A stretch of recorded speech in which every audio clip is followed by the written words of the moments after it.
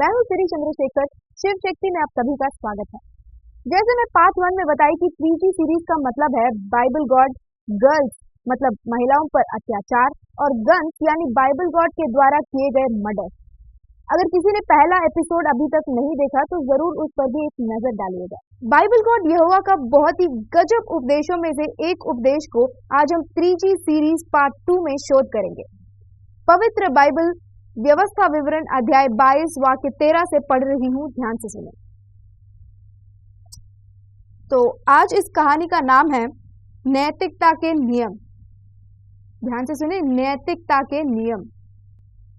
यदि कोई पुरुष किसी स्त्री से विवाह करे और उसके पास जाने के समय वह उसको अप्रिय लगे और वह उस स्त्री की नामधराई करे और यह कहकर उस पर कुकर्म का दोष लगाए, और जब उससे संगति की तब उसमें कुंवारी अवस्था के लक्षण ना पाए, अर्थात शादी के पहली रात के बाद दूल्हे को दुल्हन पसंद ना आने पर दूल्हा दुल्हन के ऊपर अगर इल्जाम लगाता है कि वो कुंवारी नहीं है, तब क्या करना चाहिए आगे बाइबल गॉड बताएगा।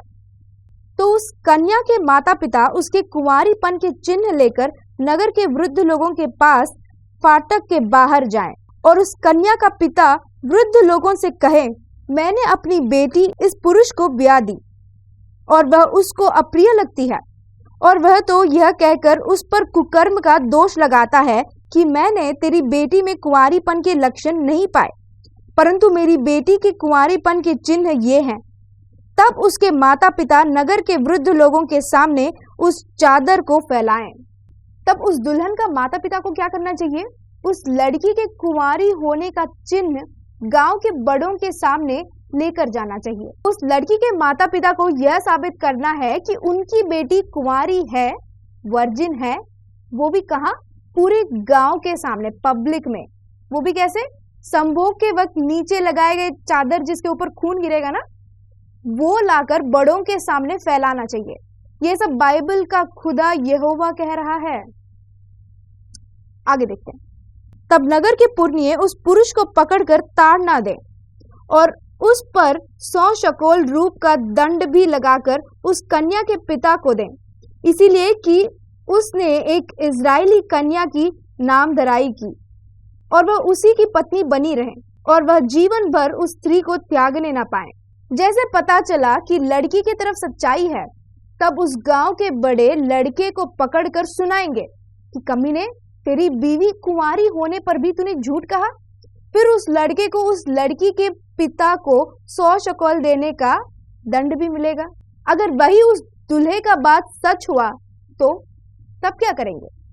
आगे देखते हैं। परंतु यदि उस कन्या के कुंवारीपन का चिन्ह पाए ना जाए और उस पुरुष की बात सच ठहरे, तो वे उस कन्या को उसके पिता के घर के द्वार पर ले जाएं और उस नगर के पुरुष उस पर पत्थरवा करके मार डाले। उसने तो अपने पिता के घर में वैश्या का काम करके बुराई की है, यो तो अपने मध्य में से ऐसी बुराई को दूर करना। क्या करना चाहिए? अगर उस लड़के के बात सच निकला, फॉर सपोज उस लड़की का वर्जिनिटी प्रूफ नहीं हुआ, तब उस लड़की को उसके मायके ले जाकर पूरे गांव के लोग उसकी जान जाने तक पत्थर से मारना चाहिए, क्योंकि वो अपने मायके में रहते वक्त वैश्या का काम, प्रोस्टिट्यूशन की थी। ये बाइबल के पवित्र आत्मा यहोवा का कहना है। अगर हम इसे मेडिकल टर्म्स में देखेंगे तो कई सारी लड़कियां बिना हाइमेन के भी पैदा होती हैं, और कई सारे अध्ययन भी हमें बताते हैं कि हॉर्स राइडिंग, साइकिलिंग या कुछ खेल वेल में भी वो हाइमेन टूट जाता है। बाइबल गॉड को वैज्ञान थोड़ी पता होता है, इसीलिए कह रहा है कि जब तक खून नहीं दिखेगा तब तक लड़की को कुंवारी नहीं मानेंगे। अब एक बार सोचिए, इस बेकार सी वाक्य को पढ़कर 2000 साल पहले कितने कमीनों ने कितने सारे लड़कियों को पत्थर से मार मार कर उनका जान लिए होंगे। इतनी सब चोट क्या लग गई, हमें भयंकर दर्द होने लगता है। वही पत्थरों से जान जाने तक मारना, वो भी उस लड़की के माता पिता के सामने, कितना दर्दनाक स्थिति हुआ होगा। इस बाइबल गॉड के उपदेशों को सुनकर कितने लोग, कितनी लड़कियों को ऐसे मारे होंगे।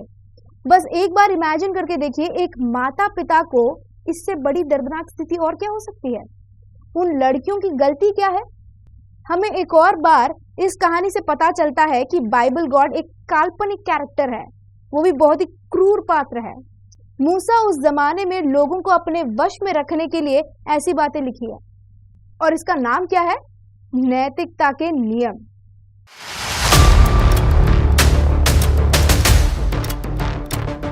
हम आपसे बताना चाहते हैं कि आज इस रैली को हमने राजधानी में क्यों आयोजित किया। हम दिखाना चाहते हैं सरकार को और इन मनोवादी ताकतों को दिखाना चाहते हैं कि तुम्हारी मनुस्मृति नहीं चलेगी। तो आज आप लोग जो ये धागा काट रहे हैं मनुवादी धागा, उसका उद्देश्य क्या आप लोग का इसके पीछे? देखिए, वैसे हमारे जो साथी हैं, जो बहनें हैं, वो बाबा साहब को तो जान गई हैं, लेकिन वो ये नहीं जानी कि आज हमारे बीच में जो बाबा साहब नहीं है, आज इस मनुवाद के कारण नहीं है। और इन ये जो धागे बांध रखे हैं, ये मनुवाद का सबसे बड़ा कारण है। और ये कारण बाबा साहब ने संविधान लिखकर ये जो बेड़ियां थी, धागे थे, ये सब तोड़ दिए थे। लेकिन हमारे लोगों में अभी भी अंधविश्वास कायम है, और उस अंधविश्वास के कारण ये पहले तो हमें जबरदस्ती धागों का बेड़ियां बनाई जाती थी गुलामी की, लेकिन ये लोग अब खुद अपने पैसे खर्च करके इन बेड़ियों को हाथों में डाल लेते हैं। आज हम इनको ये समझा रहे हैं कि ये जो हाथों में आपने बेड़ियां पहनी है, गुलामी की निशानी है, इसलिए इनको काट देना चाहिए। और वो अपनी खुशी से कुछ लोग कटवा रहे हैं, कुछ लोग हम उनको समझाकर काट रहे हैं। आज यहाँ से संकल्प लेके ये लोग जा रहे हैं कि आज के बाद हम इस मनुवाद से बाहर निकल जाएंगे और बाबा साहब से नाता जोड़ेंगे, बाबा साहब की आइडियोलॉजी से नाता जोड़ेंगे।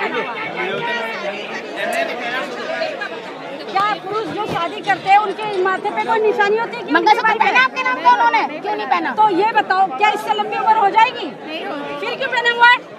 तोड़ दो, तोड़ दो, तोड़ दो। अरे मैडम जी, हमारे भी हस्बैंड है, हम विधवा नहीं है। हमारे गले में तो नहीं, बिंदी भी नहीं, सिंदूर भी नहीं है। बेटियां आप भी बनाओ आज मजबूती से, प्लीज। हमारे पास संविधान की ताकत है, अगर संविधान है तो हमारा पति भी सेफ है। तोड़ दो, तोड़ दो। नहीं है इस दुनिया में।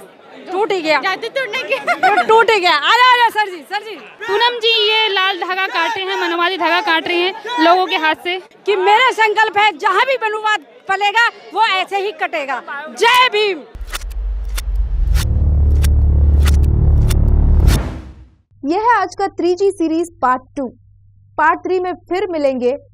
जय श्री राम।